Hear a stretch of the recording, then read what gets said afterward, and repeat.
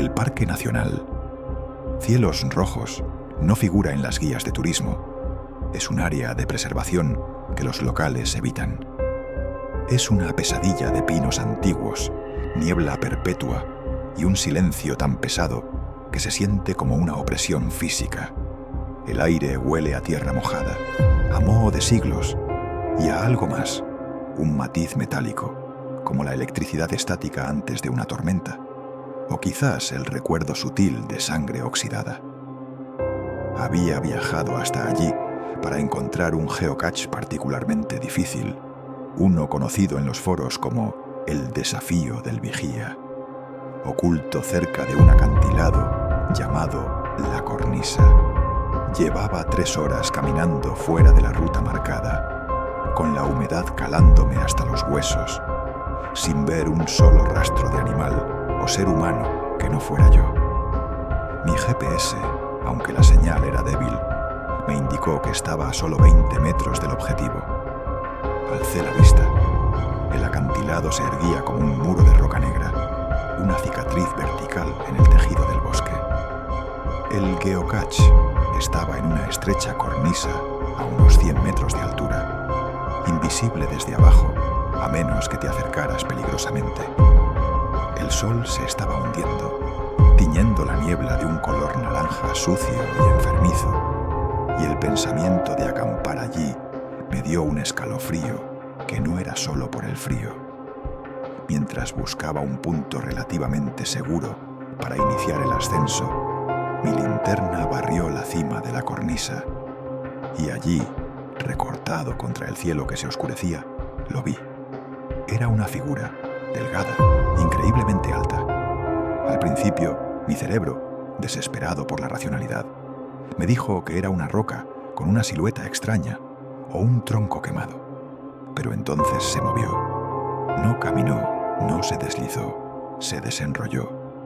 Sus extremidades eran grotescamente largas y finas, como si un sastre hubiera estirado una tela sobre alambres retorcidos. Vestía lo que parecía ser un traje formal, de color negro azabache, un color que parecía absorber la luz residual. No era la criatura sin rostro de la leyenda de Internet. Este era infinitamente peor. Tenía un rostro, pero era lo que más me aterró. No era pálido o sin rasgos, sino hiperrealista. Piel cerosa, tensa, casi fosforescente a la luz moribunda, como la de una estatua de cera expuesta al sol durante demasiado tiempo. Pero lo que me paralizó y me dejó sin respiración fue la expresión. Una sonrisa congelada, tan amplia y antinatural, que parecía romper las proporciones de su cráneo. Sus ojos, 2 esferas perfectas de un negro oleoso, no parpadeaban y estaban fijos en el punto exacto donde yo me escondía. Me quedé inmóvil, pegado al tronco húmedo de un pino, luchando por mantenerme en la sombra, esperando que la niebla lo ocultara. El miedo me golpeó el estómago con la fuerza de un puñetazo, dejándome sin aliento. La criatura, que desde ese momento llamé el mimo de la cornisa, comenzó a actuar. Levantó lentamente una mano y al hacerlo vi que sus dedos eran demasiado largos, con demasiadas articulaciones. Empezó a hacer gestos. No eran amenazas directas, sino imitaciones perfectas y aterradoras de la actividad humana.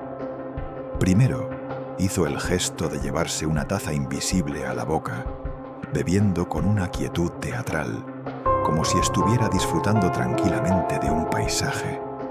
Luego, con una lentitud exasperante que distorsionaba el tiempo, realizó la mímica de cargar y disparar un rifle de caza que no existía. Y mientras realizaba el gesto de apretar el gatillo, su cabeza se giró hacia mí, clavándome su mirada petrificante. El terror se convirtió en una parálisis física. No podía moverme, gritar, ni siquiera temblar. Solo podía ver cómo esa cosa, a 100 metros de altura, representaba mi muerte inminente con una precisión macabra. Lo peor llegó con el cuarto gesto.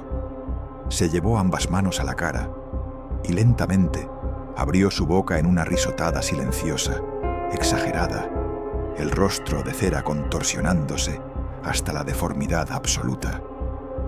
Pero de su garganta, a esa distancia imposible, surgió un sonido. No era una risa normal. Era el sonido invertido de un grito, como si alguien hubiera grabado un chillido humano de pánico y lo hubiera reproducido al revés, grave y gutural, resonando en mi pecho en lugar de en el aire.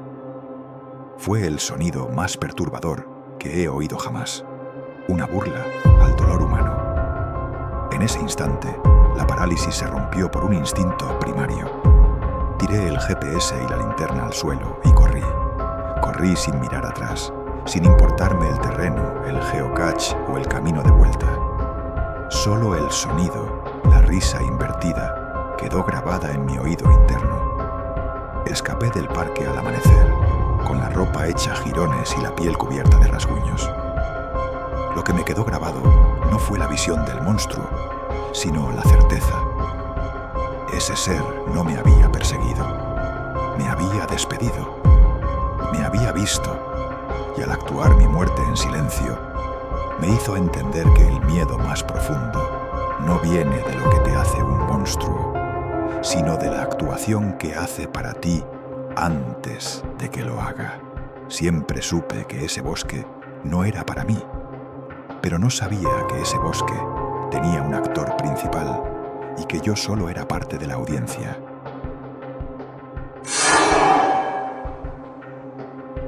Mi especialidad siempre fue la espeleología, la búsqueda de agujeros en la tierra donde la luz del sol no llega. Las montañas de caliza, en el sector inexplorado del Bosque del Murmullo, son un laberinto de cuevas y fisuras. Estuve allí 3 días en solitario, documentando una nueva red que encontré después de una tormenta de verano. Llevaba mi equipo estándar, cuerda de Kevlar, linterna de alta potencia y, lo más importante, un localizador por radiofrecuencia, RF, de banda ancha, por si el GPS fallaba bajo tierra. El terror comenzó al tercer día, a unos 50 metros bajo la superficie. Estaba en una sala enorme, con estalactitas que parecían dientes de depredador. De repente, sentí una necesidad irracional, casi una orden, de encender la radio. La señal era, como era de esperar, débil, solo un ruido blanco y estático. Pero en medio de ese susurro ruidoso, escuché algo. Una voz. No era humana, no del todo. Era una simulación defectuosa de la voz de mi madre. «Hijo, ¿dónde estás? Vuelve a la base. Te estoy esperando». Me congelé con la herramienta de medición a medio camino. La voz era plana, sin timbre ni emoción, como si alguien hubiera usado un sintetizador de los años 80 para imitar a un ser humano que siente preocupación. Sabía que nadie en el equipo de rescate usaba ese canal, y nadie sabía mi ubicación exacta en la cueva, mucho menos el tono personal de mi madre. Me dije que era una interferencia bizarra, un eco de una señal militar lejana. Apagué la radio, respiré hondo y con las manos temblando seguí marcando la ruta. 10 minutos más tarde, el silencio de la cueva era asfixiante. Lo único que me hacía dudar era la voz grabada en mi mente. Me atreví a encender el RF de nuevo, solo para probar la interferencia. El sonido volvió, esta vez más claro, más fuerte y escalofriantemente más cerca. «Te estoy viendo. Por favor, te estoy viendo. No sigas bajando». Esta vez, la voz imitaba a mi mejor amigo, con el que solía ir de excursión, pero que murió en un accidente de coche hace 5 años.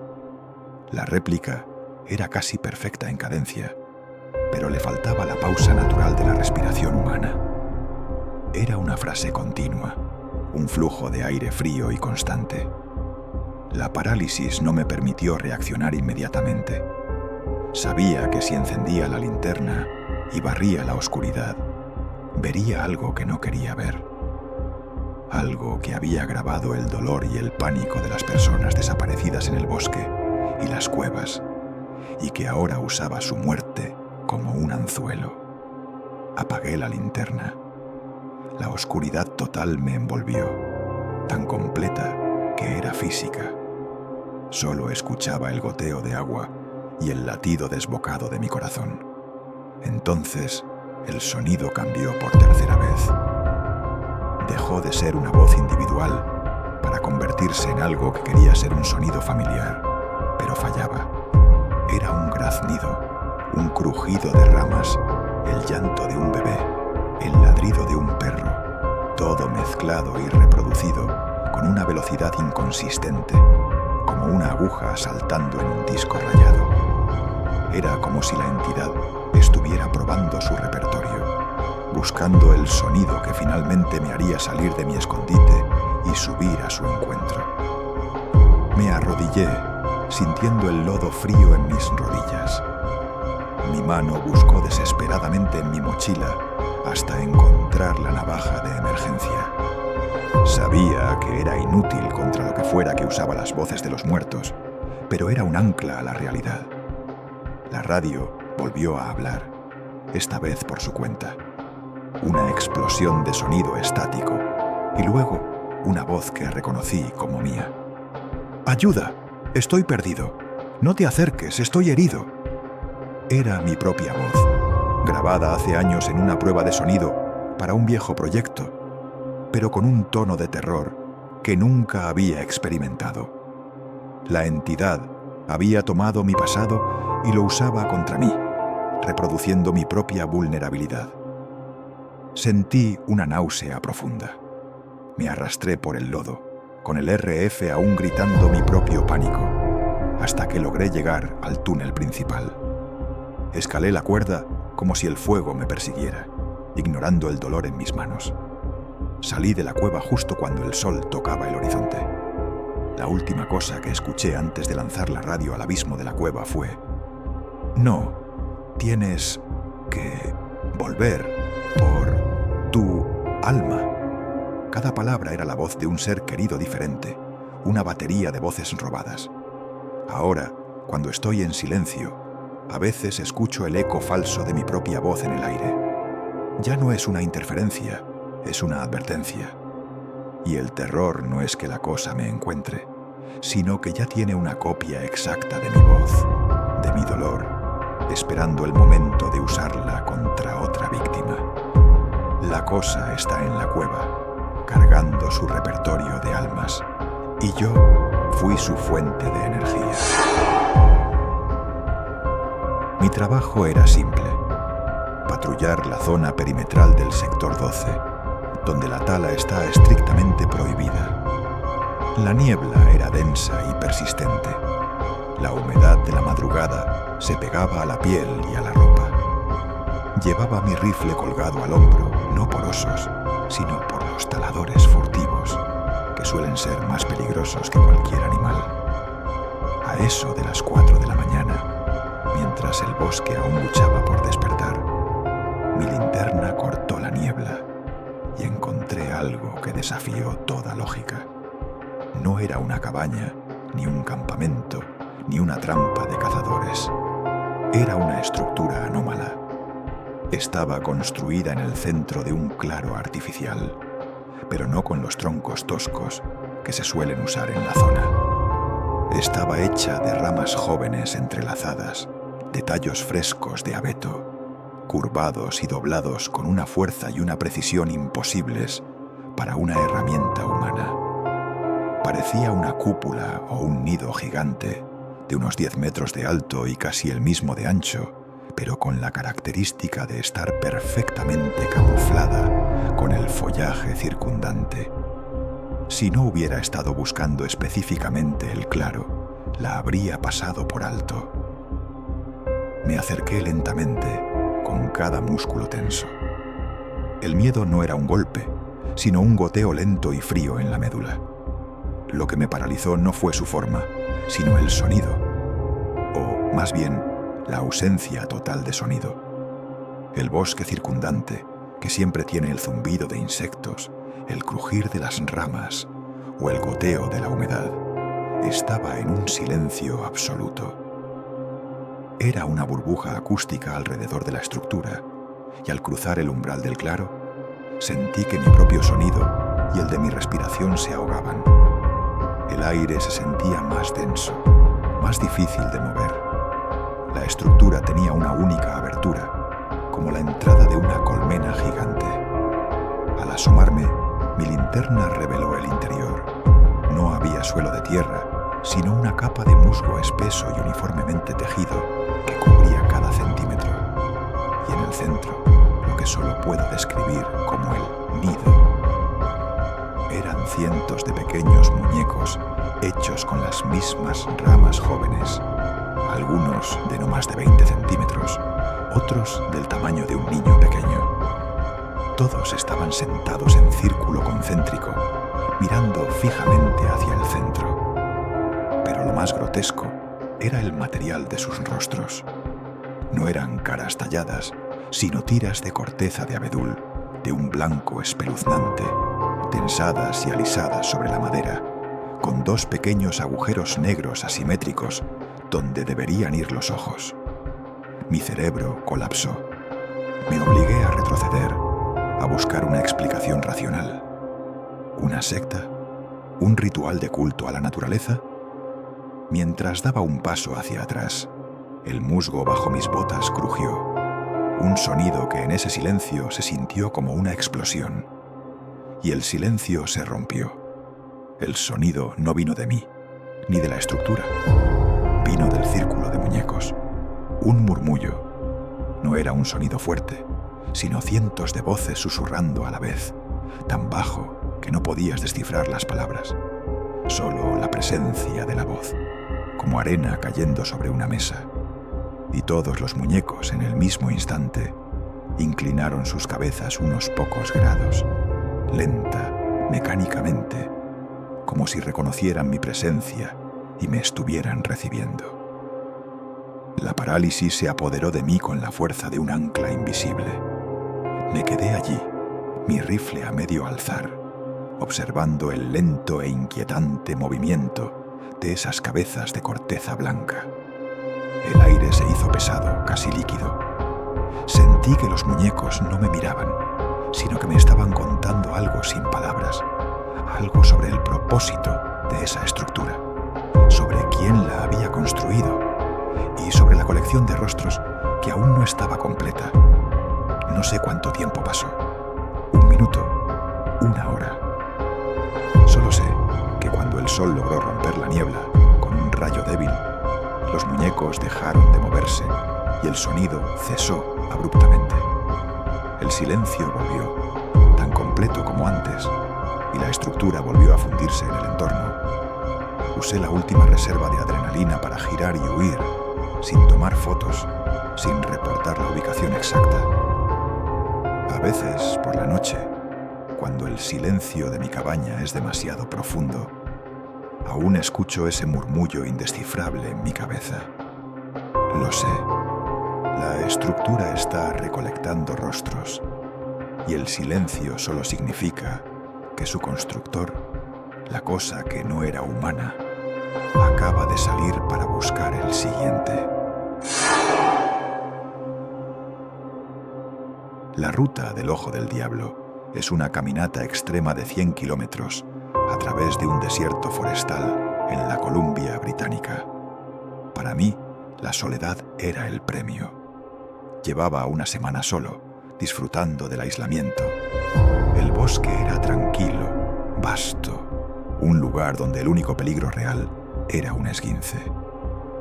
Eso cambió en el kilómetro 78, en un tramo de sendero llamado el Desfiladero Seco. Una pendiente suave, rodeada de abetos densos y de un color casi azul. Estaba a punto de detenerme para almorzar cuando lo vi. Una figura humana, a unos 100 metros por delante, en el mismo sendero. Me detuve en seco. Me sorprendió, pues se suponía que no había nadie en esa sección del camino. La figura estaba corriendo. No trotando, sino corriendo a toda velocidad. Un sprint frenético y prolongado. Lo extraño era la indumentaria. Un chándal viejo de un color azul pastel deslavado y zapatillas de deporte blancas, impropias para el terreno. Grité un saludo. «Oye, ¿necesitas ayuda?» La figura no respondió, no disminuyó la velocidad, ni siquiera giró la cabeza. Solo siguió corriendo, con los brazos pegados al cuerpo, en una postura rígida, casi antinatural. Lo que me paralizó no fue la velocidad, sino el silencio que generaba. Al correr sobre un sendero lleno de grava, piedras y hojas secas, debería haber escuchado un estruendo, pero no escuché absolutamente nada. No había sonido de zapatillas golpeando el suelo, ni el crujido de las hojas, ni el jadeo de un humano corriendo desesperadamente. Solo el sonido de mi propia respiración y el aleteo de mi anorak. Era un silencio tan antinatural que reescribía las leyes de la física.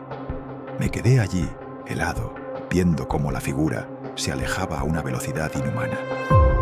Luego, la figura desapareció. No giró en una curva, no se metió entre los árboles. Simplemente se esfumó en el sendero, como si hubiera sido una proyección que se desvanecía. Mi mente, buscando desesperadamente la razón, se aferró a la idea de que era una ilusión óptica provocada por el cansancio. Decidí volver, dándome por vencido en la ruta. Doy media vuelta, y entonces lo vi de nuevo. La figura del chándal azul estaba de vuelta, pero esta vez estaba detrás de mí, a solo 50 metros. Estaba de espaldas, totalmente quieto, en la misma postura rígida. Me di cuenta de que no tenía que ser rápido si podía teletransportarse por la negrura del bosque. Mi corazón se convirtió en un tambor. El terror se hizo físico. Mi cuerpo empezó a temblar incontrolablemente. Mi mente gritaba que corriera, pero mis pies estaban clavados en el suelo, sufriendo una parálisis absoluta. La figura se giró. No tenía rostro, solo una masa carnosa y uniforme, de un color blanco sucio, como carne de pescado cruda o tejido cicatrizado, donde debían estar los ojos, la nariz y la boca. Era suave, tensa y sin ninguna característica.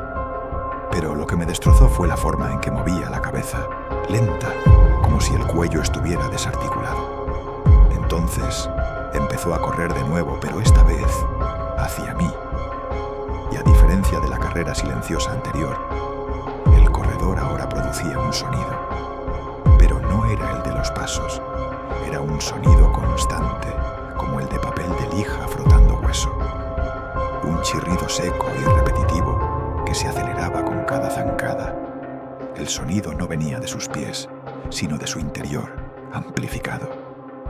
La parálisis se rompió en un grito gutural. Solté la mochila con todo mi equipo y corrí en dirección contraria, sin importarme el sendero. Corrí por los árboles, por la maleza, sintiendo el aire frío y espeso de la criatura detrás de mí y el chirrido de papel de lija taladrando mi cráneo. El sonido era un torturador. Finalmente tropecé con un pequeño arroyo. Me lancé a sus aguas congeladas, sintiendo que la inmersión era mi única oportunidad de romper el contacto visual y auditivo. Cuando logré salir, lejos de la orilla, ya no escuchaba el chirrido. Nunca volví a la ruta. Me rescataron 2 días después, al borde de la hipotermia y con principios de delirio. La mochila, mi teléfono satelital, mi GPS, nunca fueron encontrados. Pero sé que él los tiene. Y el verdadero horror es esto. El corredor silencioso no te persigue para matarte. Te persigue para forzarte a correr hasta que la parálisis del miedo te haga soltar algo. Y luego, esa cosa toma tu lugar. En el sector 12 del Ojo del Diablo, en un chándal azul deslavado, algo que no es humano sigue corriendo con mi GPS y mi mochila. Y ahora tiene el sonido de mi pánico.